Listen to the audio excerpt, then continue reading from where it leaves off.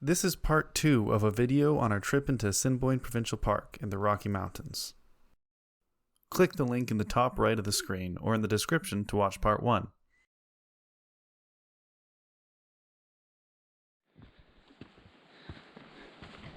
Day 3. We're gonna get our helicopter from the lodge. Gonna go head up the Nublet, do a little loop past some lakes. Just a day hike today. As you can see, we're not all loaded up with our packs. It's gonna be a hot one again. I think it's gonna be hotter. It was so hot this morning. I think it's gonna... Right when the sun rose, it was like we were steaming. Well, the weather said it's starting to... The heat wave is on the downslope. So it's going to be 2 degrees, 1 or 2 degrees cooler today. I don't know. We'll see. So instead of being 33, it'll be 31. This day was yet another scorcher. We left camp early and hiked along a couple lakes with many cliffs to admire. Before we started the climb, we took a short break to take in the scenery and prepare for the upcoming grind. Once you start gaining elevation up to the Nublet, it doesn't let up. As the temperature was rising, we came across some patches of snow. So Sarah and I filled our hats with snow to keep cool, and directed James to do the same. Probably more than that. Way more than that. That's a good amount, right? No. There's a technique here. What's the technique? Is that enough, you think? Just toss it on. Alright, let's see how this works. Feels good so far. Right?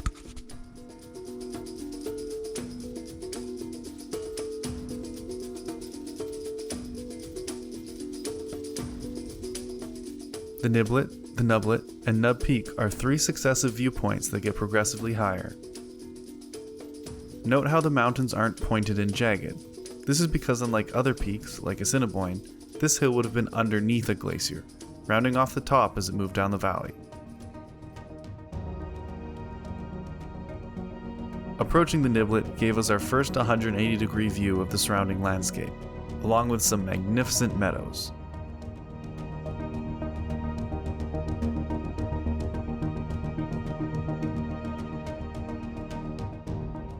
From here, it was a straight grind up the very rocky, progressively steeper ridge. At this point, we were approaching 2,400 meters, and thankfully, there was much more wind that helped keep us cool in the blistering sun. We found a small shelter to take a rest in while grinding to the top of the mountain. Reaching the Nublet was every bit as rewarding as we thought it would be. It was windy enough to keep the mosquitoes at bay, making it the only time during the whole trip that we weren't being attacked.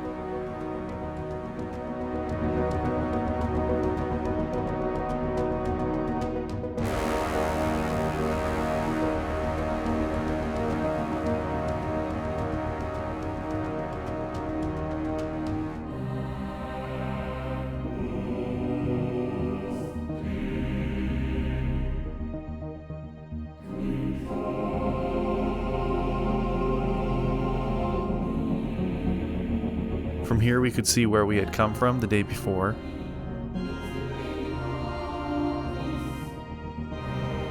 where we were staying that night, and where we were going the next day. Another interesting milestone, we were now at 2,540 meters above sea level, the highest elevation any of us had been in Canada.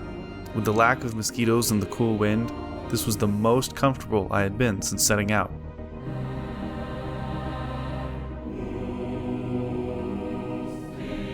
As a side note, in terms of loss of scale, Assiniboine Mountain, as seen here, is still over 1 kilometer higher than we were.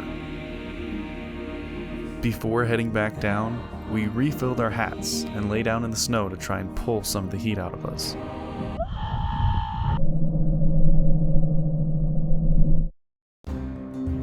One of the nicest things about hiking down mountains is that you get to appreciate the view that you didn't get on the way up. When we reached the bottom of the mountain, we would go for a swim in the small middle lake you can see here. For now, the snow hats were doing their job in keeping us cool.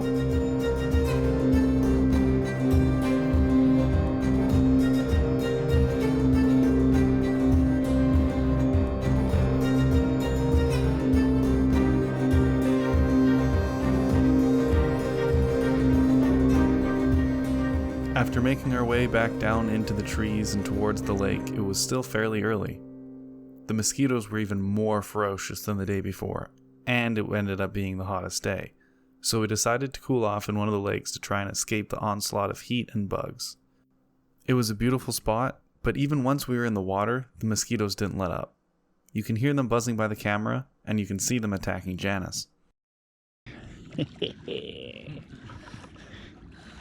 Oh, this is amazing. Guys, there's no mosquitoes out here.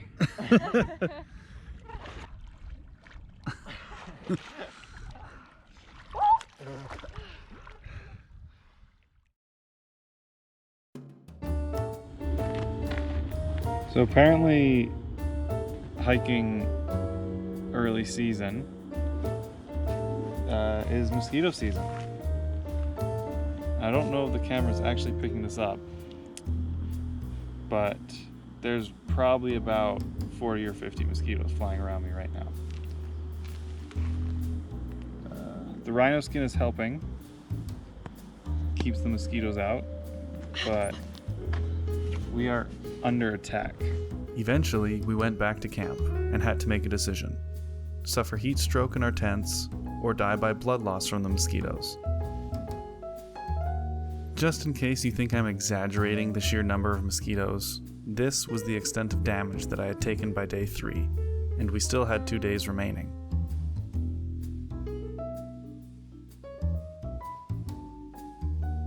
We sat on the beach again that night, staring at the powerful presence of Mount Assiniboine and really trying to appreciate the scale. Between us and the peak of the mountain, you could fit the entire downtown core of Vancouver. We had a 20-kilometer hike ahead of us the next day, so in preparation, we decided to pack it in early. Alright, here we are, beginning day 4. Just left Magog Lake, it's just after 8 a.m. Heading to Wonder Pass, going to skirt Marvel Lake, connect back to the Bryant Creek Trail towards the Shark Mountain trailhead and find a campsite along there, hopefully. It's not horrendously hot yet, but it's getting there. Everyone's pretty tired today. Gorgeous morning though.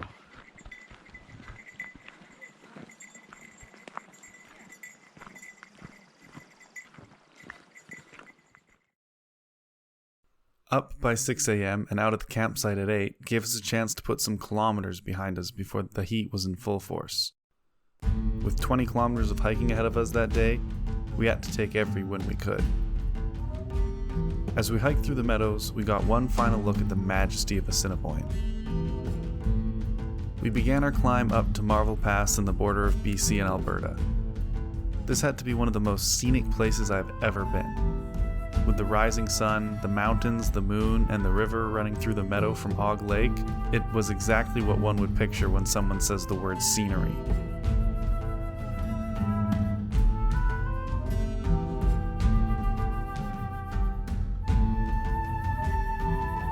As we climbed further up, we passed through an amazing forest of larch.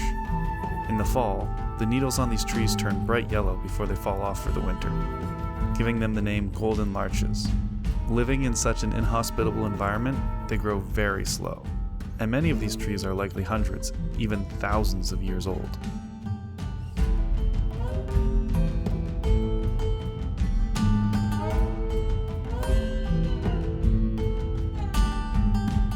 Once we reached the top of the pass, we only had a moment to appreciate the view and look at Nub Peak from the day before. It was heating up now, and the mosquitoes weren't any better. You can still hear them flying past the camera. Oh, that's amazing. Descending down the other side of the pass gave us more snow to put on our hats. Snow hat. More beautiful meadows and landscape scenery, and an opportunity to put more distance behind us as we hiked downhill.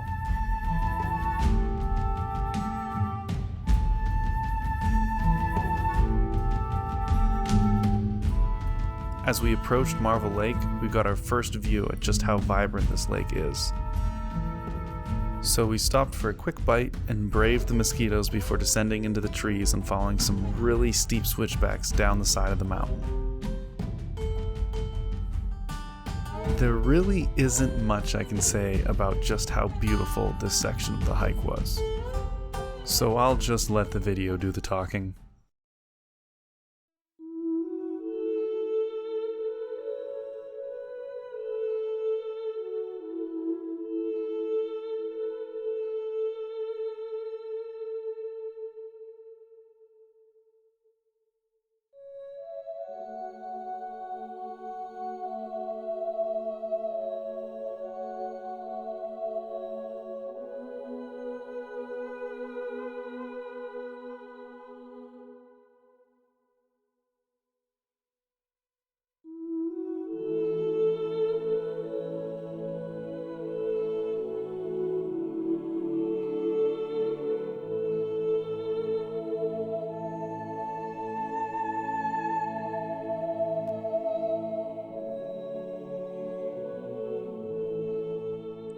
Towards the end of the lake, we could see the massive valley from the first day, the same valley that we would be hiking back down to get to the car.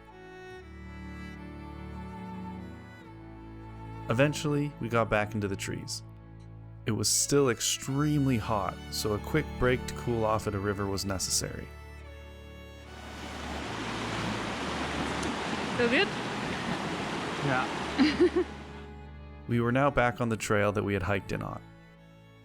The mosquitoes were just as relentless as before, but now the deer flies had joined the party.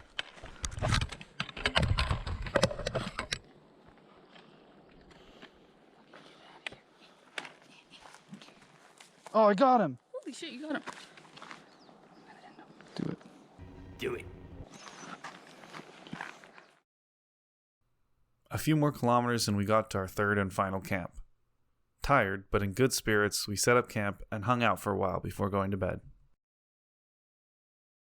I have lentils in my beard. That's how good the trip was. He has lentils in his beard, And a little bit of carrot. like the ancient Greeks would do. Yeah.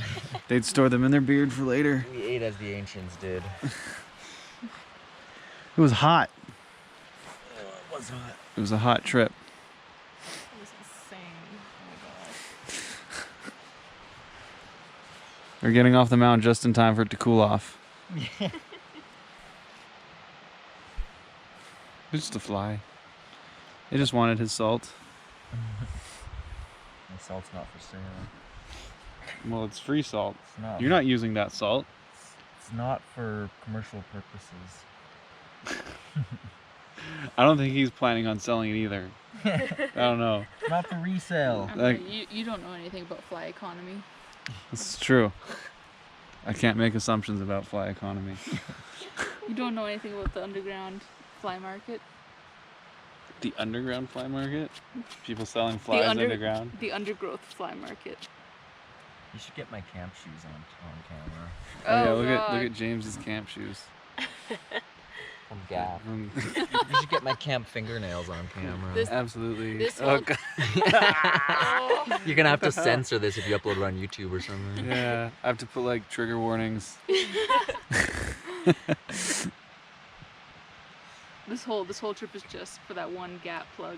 It's just, It just ends, Yeah, the screen yeah, screen maybe. fades to black and just Gap. oh my god. Morning of the last day. Yeah. They're gonna film me using the outhouse. Can Welcome to my I? crib. It's like creep run. The hike back to the car on day 5 was largely uneventful, as it was the same road that we had hiked in on. We were moving by 8 a.m. again and flew through the last 9 kilometers back to the trailhead before the heat of the day. All right, back at the trailhead. Nobody wants to be on camera right now. Everyone's done. We just did 9K in 2.5 hours. And it's hot. It was just around the corner, about 50 corners. Yeah. Parking lot. We did it.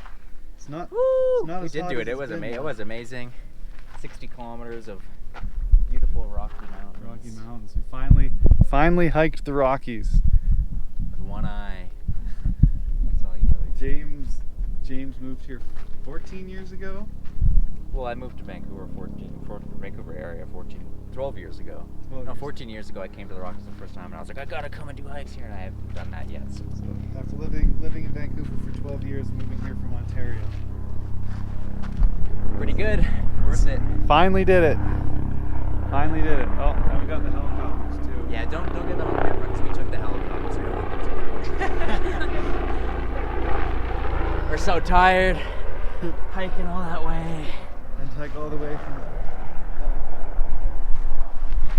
Alright, well, that's that.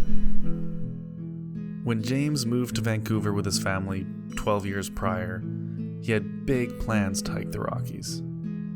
However, his attention turned international, as well as becoming more taken by the local coastal mountains around Vancouver and eastward. I was glad to be a part of this adventure with him and do a big trip that allowed us both to check this one off our bucket lists. At 5 days, it also happened to be my longest backpacking trip. While it was easy to complain about the heat, in retrospect we got lucky. The average daily temperature at Magog Lake in June and July is between 14 and 17 degrees. People fly from all over the world to explore this world-class park and trail. And after several days of travel, it's not uncommon for them to be met with clouds, fog, and rain, obstructing views and making everything cold and wet. Personally, I'd pick hot and dry with infinite visibility any day over that. To add to our luck, as we were exiting Banff on the highway, a massive rainstorm rolled in that hit so hard I had to stop driving while I waited for it to pass. Oh my god. Oh, the tail. The scale of the Rockies is something I don't think my brain will ever be able to comprehend. And not just the rugged, towering peaks with expansive rock walls, but also the wide, sloping valleys, the bright white glaciers, and the neon lakes. When the scale of everything around you is shifted 3 or 4 times bigger than what you're used to, and all geomorphic features are the same size relative to each other, the only thing that is different is how much smaller you feel. Yet another reminder that nature doesn't particularly care about you. And there's a much bigger, much more complex world out there that just plods along. Equally and unapologetically indifferent to an ant as it is to a bear. There's a paradoxical peace in letting go of any notion that I may be better or more valuable than any other form of life. A peace that is often lazily described as feeling a connection to nature. A peace that brings so many adventurers back into the wild, into the heat, the bugs, and the grind. A peace that is addicting, that drives us to push a little further, go a little deeper, and get a little higher. A peace that is ingrained so deeply into our DNA that no matter how many years of spiritual and psychological erosion we experience as humans, stepping among the geological behemoths will always help us find the path of least resistance back to it. While I was hiking the Rockies, regardless of the thousands of mosquitoes or the all-consuming heat, it was hard to be upset. The mountains bore over me, reminding me of the indifference, the majesty, and the peace.